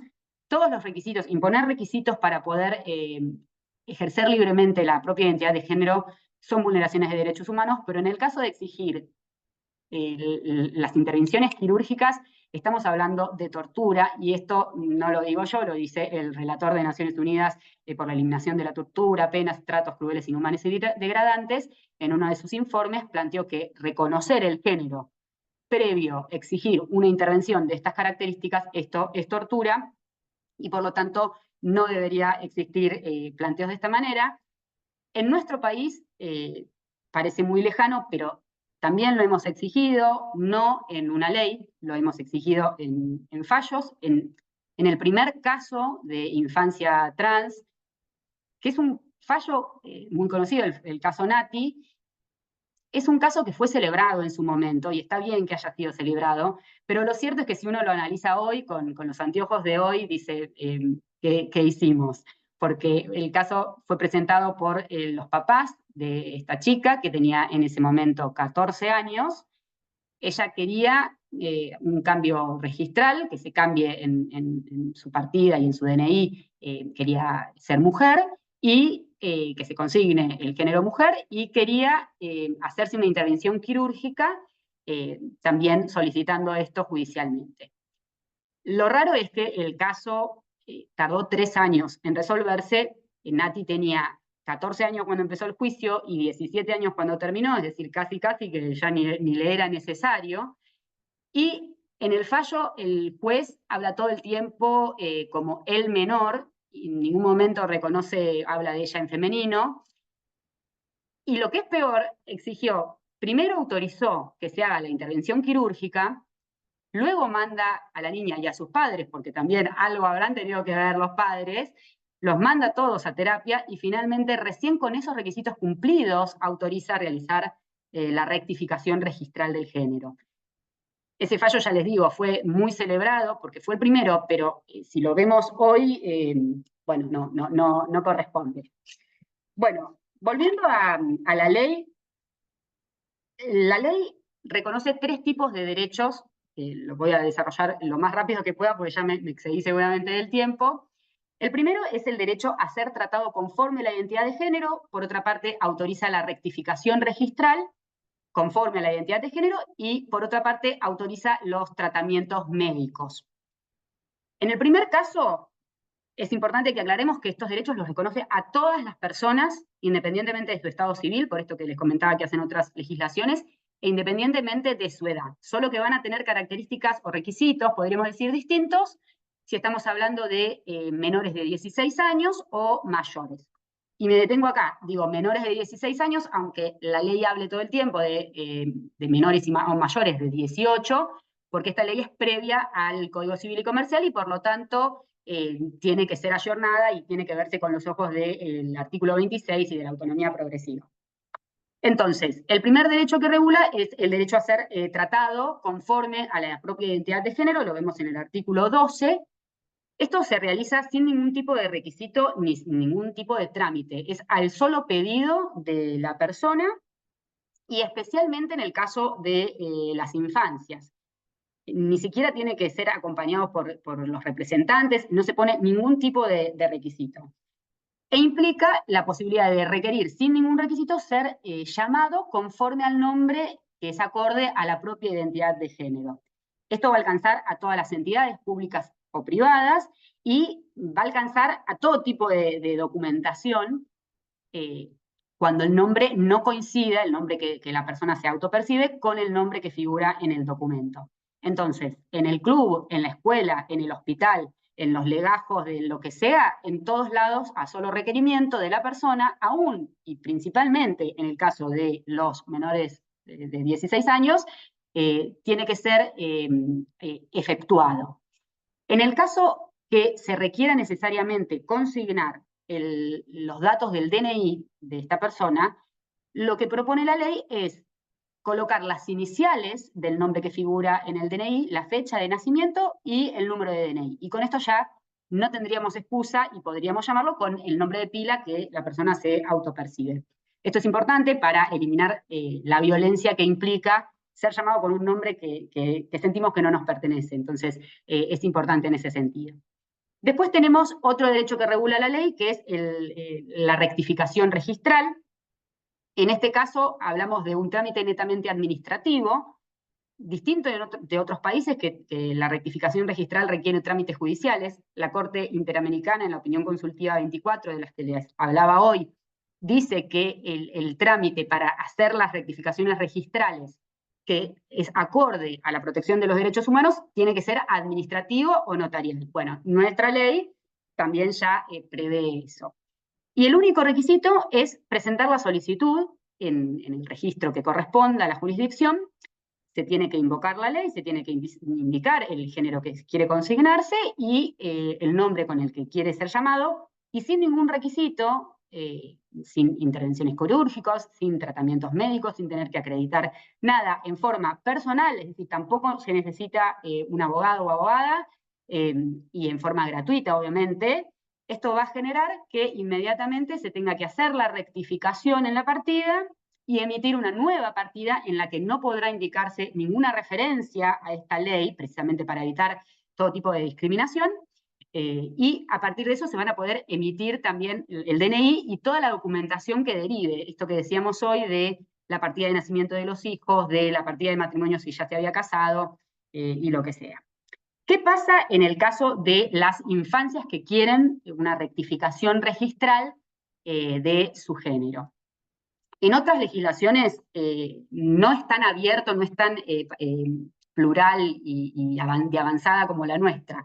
Incluso aquellas que son leyes modernas que también siguen el paradigma de derechos humanos. Por ejemplo, la legislación de Malta solamente lo autoriza con un proceso judicial. La legislación de Irlanda lo autoriza solamente para mayores de 16 años y también mediante un proceso judicial. Tal vez de todas estas leyes modernas, la que más se asemeja a la nuestra es la de Noruega, que lo autoriza a partir de los 6 años, pero también con el consentimiento de los padres. En Argentina no hay límite de edad para ejercer este derecho, simplemente se requiere el consentimiento de los padres, en los casos en donde es necesario por la autonomía progresiva, y no es necesario ningún tipo de intervención médica. Bueno, ¿qué nos dice la ley? El artículo 5 es el que lo regula. La solicitud plantea debe ser efectuada por los representantes, dice, por los representantes junto al niño, teniendo en cuenta su capacidad progresiva y su interés superior, y deberá contar con abogado del niño. Dos aclaraciones respecto de este tema. Primero, cuando el artículo habla de representantes legales, es sabido que está refiriéndose a los referentes afectivos, a los allegados. Esto lo sacamos de los allegados. Si nosotros analizamos el artículo del Código Civil del 59 que habla del consentimiento informado, en los casos en donde la persona no puede manifestarse por sí misma libremente, van a expedirse los allegados. Bueno, esto se equipara. Y en el caso de los referentes afectivos, lo sacamos del decreto que reglamenta la Ley de Protección Integral, que habla de la familia de sangre y también los referentes afectivos como parte de la familia. Si vamos más allá, la Convención de Derechos del Niño, cuando habla en el artículo 5 de quién se encarga del cuidado y de la protección de los derechos del niño, habla de los padres, pero también habla de la familia empleada y de toda la comunidad. Entonces, en definitiva, cualquiera puede ser representante y acompañar a ese niño a efectuar esta solicitud. Y se exige el abogado del niño, con lo cual yo abro un paréntesis en este tema, si es efectivamente esto necesario, porque vemos que para los adultos no se lo exige, entonces habría un trato diferenciado, aparte de que de por sí no todos los niños tienen capacidad progresiva, tienen en realidad la posibilidad de comprender por su grado de desarrollo lo que implica un patrocinio, y por lo tanto me pregunto si tendría que ser necesario el abogado del niño, más que nada para evitar que se vea afectado el derecho a la igualdad. ¿Qué pasa cuando alguno de los representantes no puede o no lo encontramos o no quiere prestar este consentimiento para el cambio registral? Bueno, en este caso sí se regula ir a la justicia. Este es un caso de excepción en donde el caso se va a judicializar. Una aclaración es, en realidad si estamos hablando de una persona, un adolescente, un niño en realidad, o una niña, que tiene dos padres, ¿qué pasa si uno se opone y el otro presta conformidad? En realidad, estos casos no tendrían que ser judicializados. Si hay uno solo de los progenitores que presta conformidad, esto tendría que alcanzar.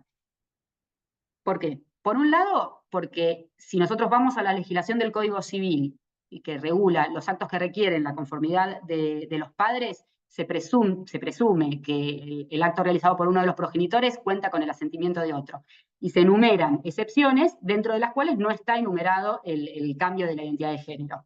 Esto por un lado, si lo queremos hacer muy técnico. Pero si no, por una cuestión de igualdad. ¿Cómo vamos a hacer para que un niño pide el cambio registral con un referente afectivo, con uno solo, es perfectamente válido que no se judicialice, y en el caso de que el niño tenga padre y madre y uno de ellos no quiera, ese niño sí lo vamos a judicializar su caso? Esto no tendría que ser así, esto tendría que caer de maduro y no judicializarse, pero en la práctica son los casos que llegan a la justicia.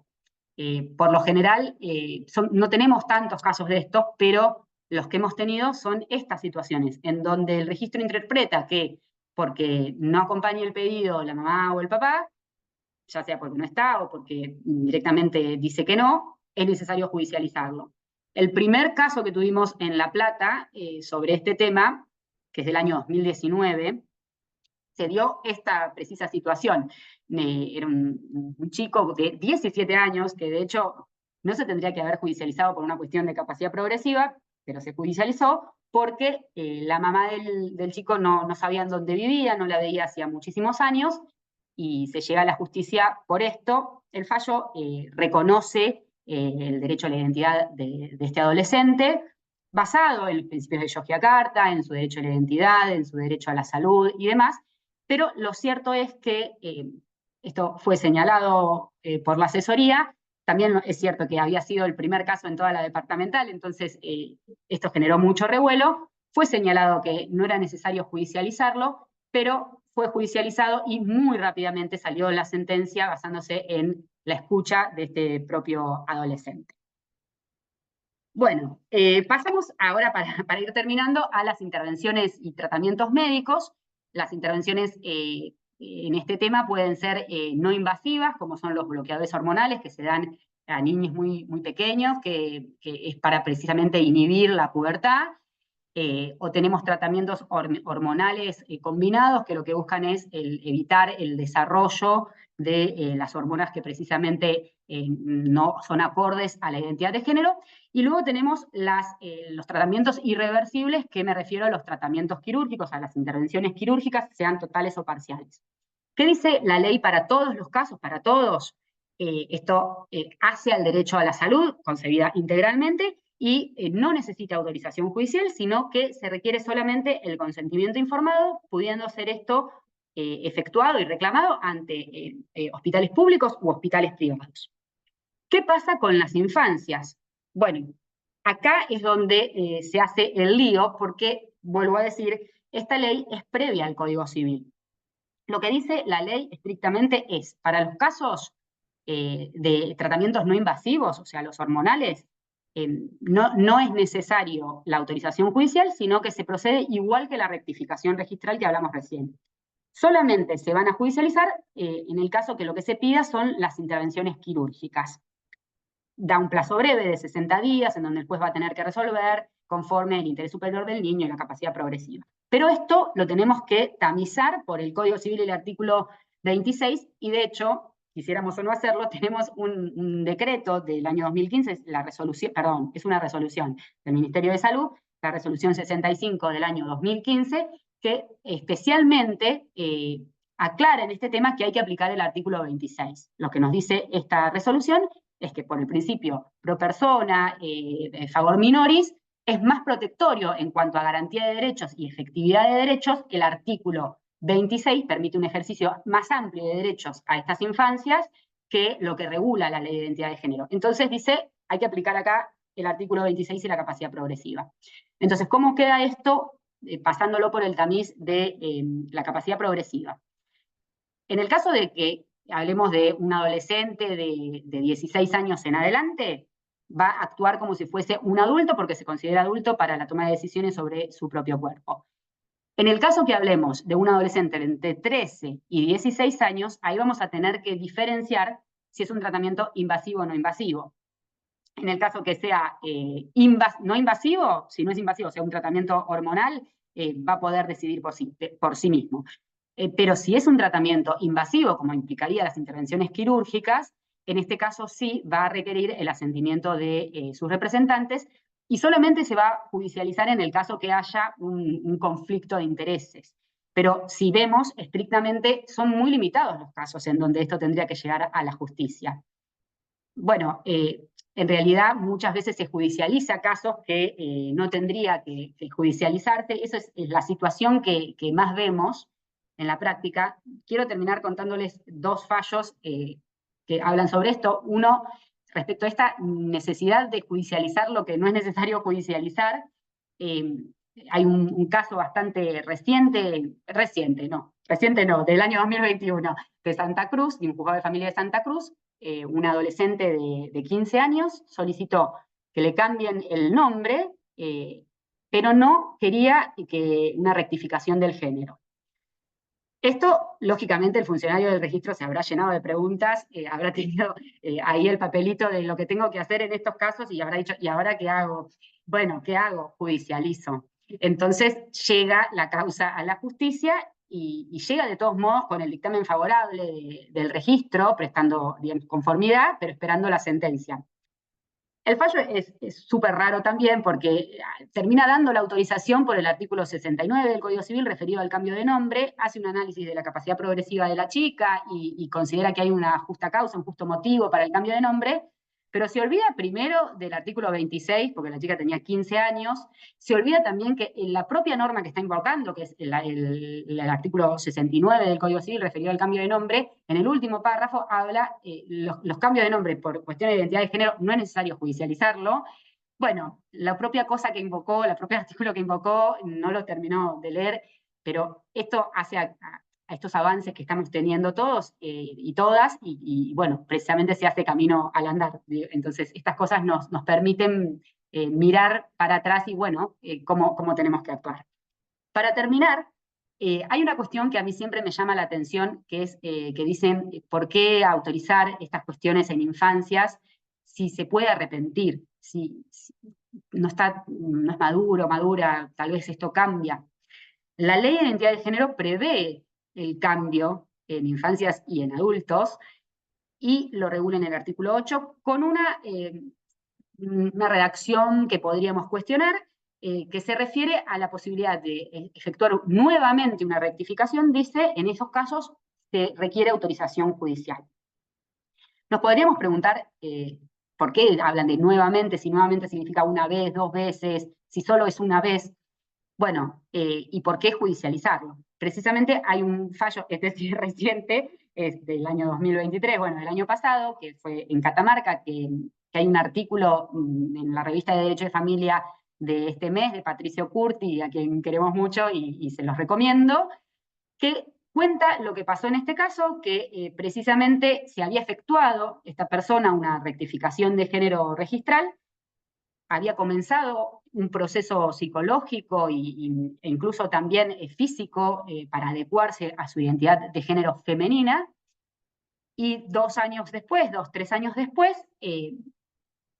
cesa este proceso, no explica los motivos, pero cuenta que volvió a identificarse con el sexo, con el género con el que fue asignado al nacer, masculino, y pide que se haga la rectificación. El proceso también fue extraño porque precisamente se dieron cuestiones, por ejemplo, de competencia, que nadie sabría bien quién lo tiene que resolver esto, fue a la justicia federal, fue a la justicia civil y termina en la justicia de familia, que es quien tiene competencia sobre estos asuntos. Se caratula, yo me imagino la gente de receptoría, se caratula como un proceso contradictorio contra el registro, como que estábamos demandando al registro. Bueno, esto luego se rectifica, pero también hay cuestiones procesales de prueba que le hicieron presentar a este chico. Por ejemplo, al mismo tiempo había iniciado su demanda de divorcio. Él se había casado como mujer y la demanda de divorcio la inicia con su nombre con el que se identificaba, con su nombre masculino al momento de presentar la demanda. Y esto también fue un tema que se le cuestionó. Pero bueno, finalmente la sentencia hace lugar a la rectificación, lo que él le llama la reversión. Usa ese término para poder explicar lo que quería. La sentencia hace lugar y plantea la inconstitucionalidad también de oficio del artículo 8, del artículo 8 de la Ley de Identidad de Género, por ir en contra del principio de igualdad, y precisamente la jueza se pregunta ¿por qué exigen en estos casos la autorización judicial si no lo piden al principio? Y dice algo que a mí me encantó, que ella manifiesta: ¿qué piensan que tienen los jueces como cualidad para poder juzgar el sentir de las personas? Bueno, me parece que en eso tuvo mucha razón y bueno, es muy bueno el fallo, te lo recomiendo. Con todo esto que les conté y sobre todo con estos fallos, lo que yo quiero transmitirles para terminar es que si bien la Ley de Identidad de Género fue un hito y integra este grupo de leyes espectaculares que tenemos en nuestro país, que tienen perspectiva de derechos humanos y que son plurales y que eclosionaron legislativamente y también socialmente, todavía tenemos para avanzar. Este último fallo lo demuestra. Todavía tenemos más para hacer y se puede hacer mucho más para seguir incorporando a todes y que nadie quede afuera. Y ese yo creo que desde la práctica y bien desde lo legislativo tiene que ser nuestro objetivo. Yo quisiera compartirles algo que, para terminar ahora sí, que vimos con Cami antes de empezar esta charla, que fue una publicación que hizo Lizzy Tagliani en Instagram hace unos minutos antes de empezar esta charla.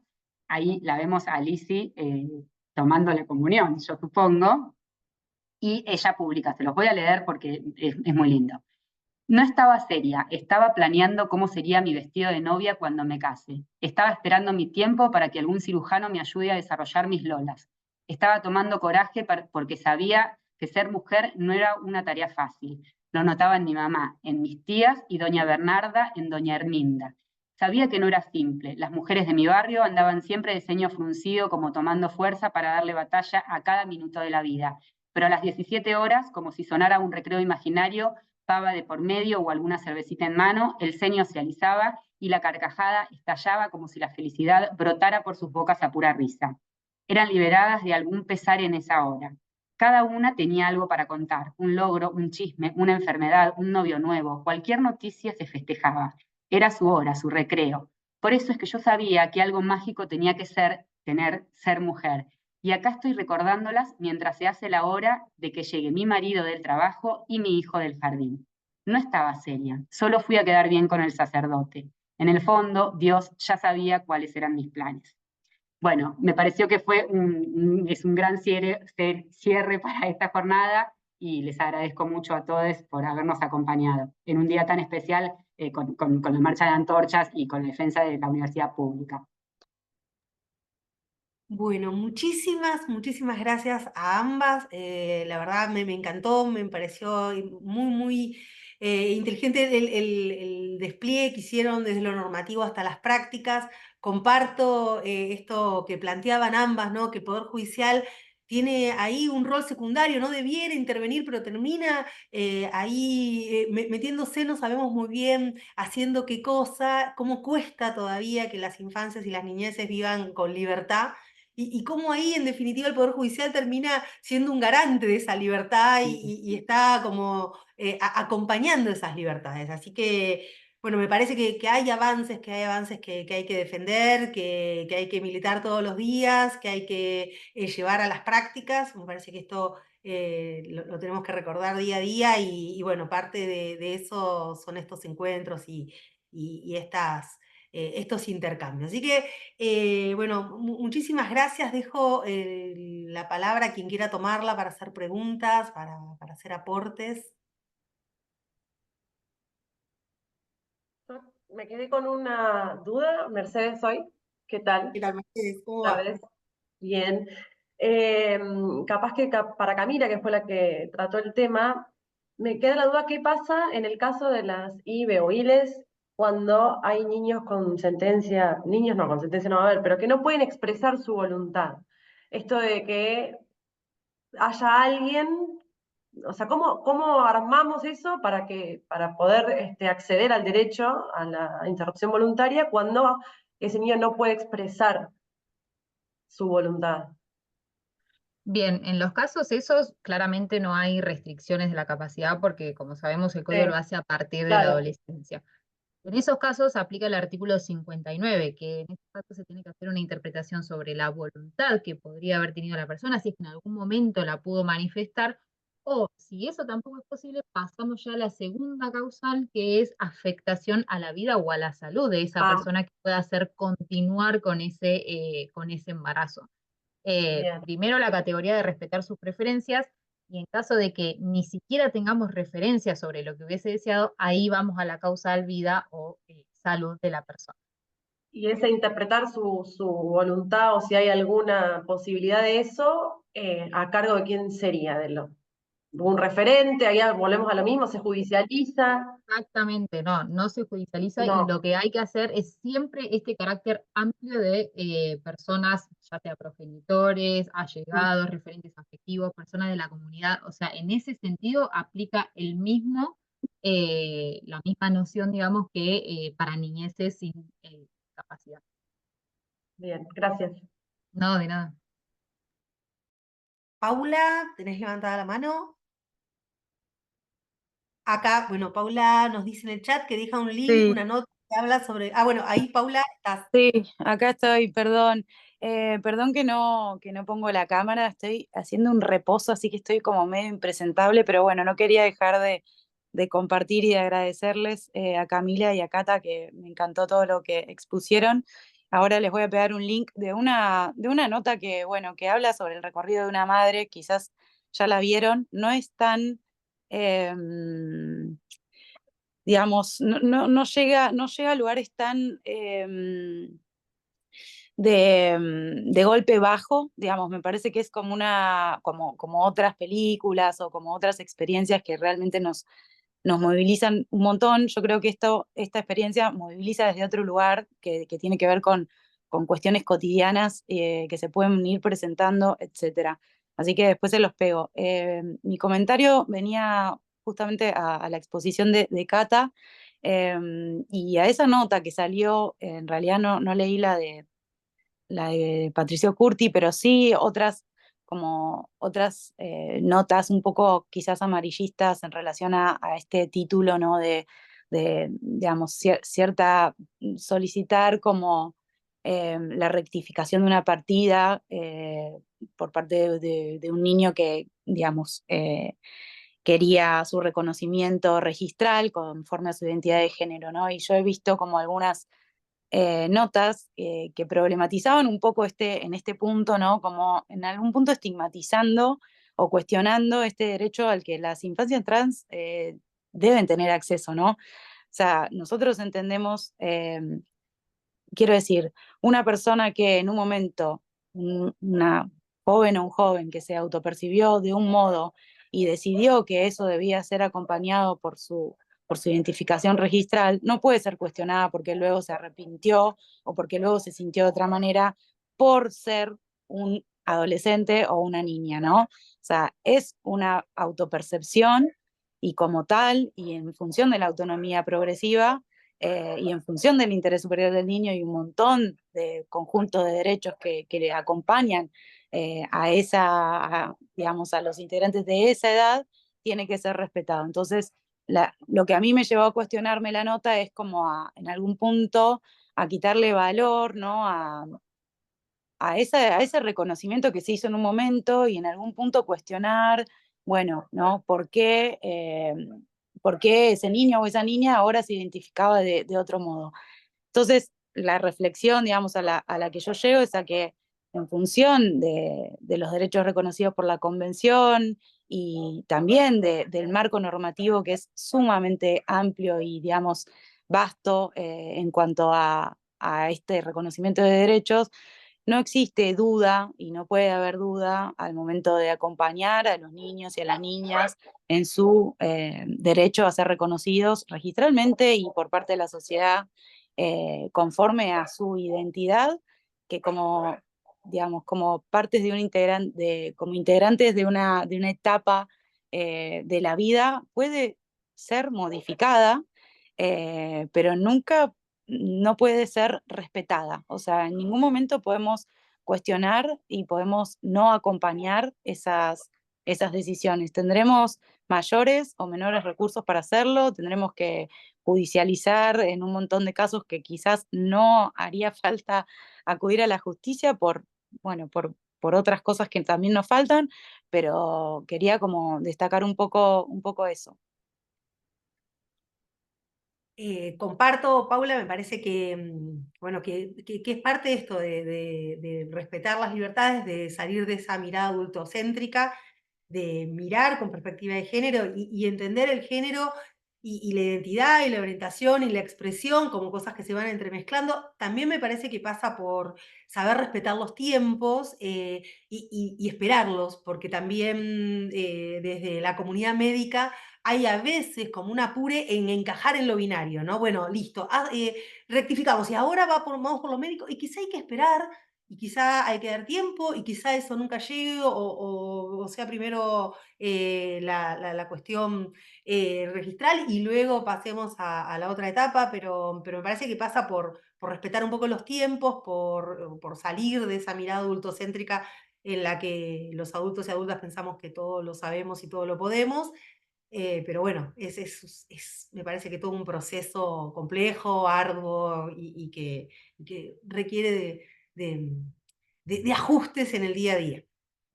Sí, y agrego que esto que decías de que a veces hay que esperar cómo va evolucionando el propio sentir, también tenemos que tener en cuenta que la ley de identidad de género es una ley binaria, autoriza pasar de uno a otro género y muchas veces el sentir está por fuera de esta concepción binaria. ¿Por qué es una ley binaria? Porque fue necesaria también que sea así, porque a la par de esta lucha por el reconocimiento de la identidad de género está la lucha del feminismo, y si no era de esta manera, ¿cómo garantizamos, por ejemplo, el cupo en la legislatura y demás acciones positivas? Entonces, sí, era necesario, pero tenemos que tener esto en cuenta porque a veces el sentir va por un lado que seguramente va a estar en el futuro contemplado perfectamente. Bueno, a ver, ahí nos dejó Paula ese link que me voy a copiar antes de cerrar porque después me olvido el enlace.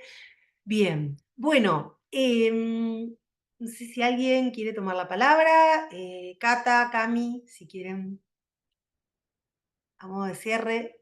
No, muy agradecidas, muy contenta. La verdad que fue muy hermosa esta jornada, compartirla con todos los que están, con Cami, con Clau, y veo tantas amigas, Orne, Santi, Vicky, Paula, bueno, hay un montón de amigos conectados. Así que bueno, muchas gracias y esperemos más encuentros de este estilo. Cami. Adhiero a las palabras. Gracias por la invitación y bueno, cualquier consulta siempre estamos a disposición. Bueno, muchísimas gracias también. Aprovecho para invitarles a la próxima actividad que acá estoy sacando machete. La vamos a llevar adelante el 8 de noviembre a las 18 horas. Ahí vamos a hablar de la guía de atención de crisis y urgencias por motivos de salud mental y consumos problemáticos, requerimientos y especificidades en la atención de niñas y adolescentes. Vamos a tener ahí la presencia de Marcela Armus, que es médica especialista en psiquiatría, de María Graciela Iglesias, que es la secretaria ejecutiva del Órgano Nacional de Salud Mental, y de María Aleman, que es de la casa, es consejera de familia y es parte de nuestro Poder Judicial. Bueno, a todos, muchísimas gracias Camila, Cata por estar ahí, Ornella, Santiago, a quienes se sumaron, Emi, Mercedes, Victoria, Daniela, Paula, muchísimas gracias y bueno, va a quedar grabado para que quienes están en la marcha y quienes están luchando por nuestros derechos y los que vienen puedan seguir teniendo una educación pública y de calidad. Bueno, gracias. Abrazo a todas y a todas. Adiós. Guardemos la grabación y así la subimos.